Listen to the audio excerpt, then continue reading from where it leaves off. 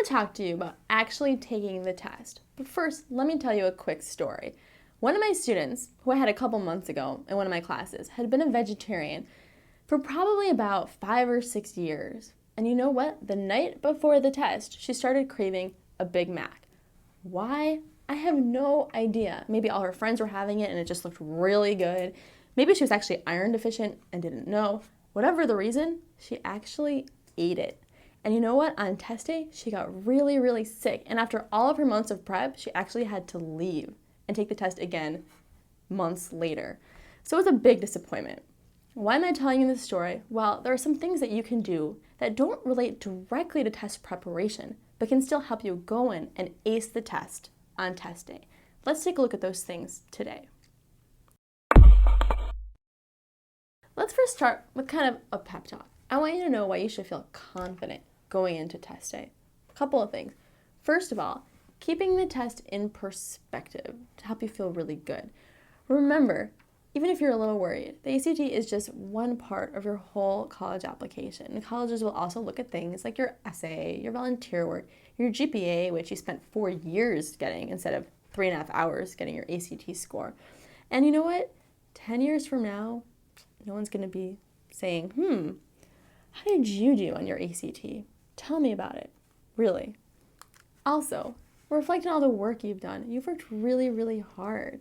You've got your videos, your bonus materials. Hopefully you took a lot of practice tests. Maybe you started out, you barely even knew what the test looked like, and now you've really come a long way. So now that you're feeling good, let's talk about some specifics for test day.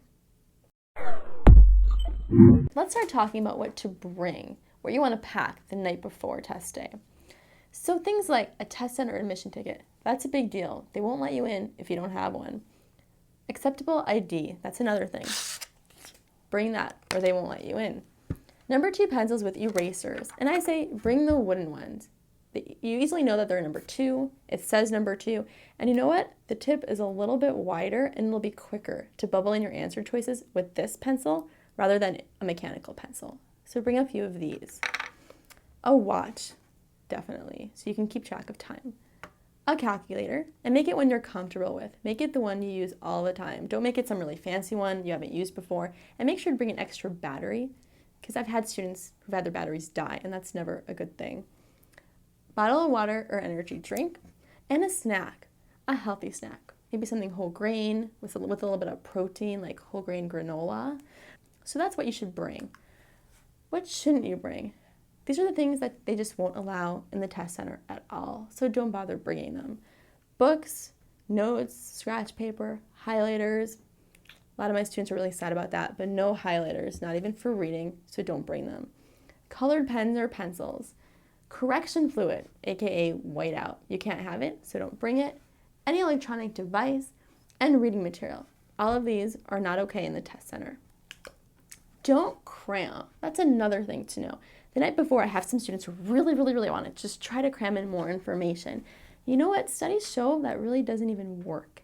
So instead, just spend the night before just relaxing, feeling good, and psyching yourself up for the next day. And remember, don't get adventurous. Remember my Big Mac story. Just stay home. Just relax. Another quick story. I had a student who relieved his stress by skateboarding. You know what? He showed up to the test with a cast on his writing arm. You don't want that.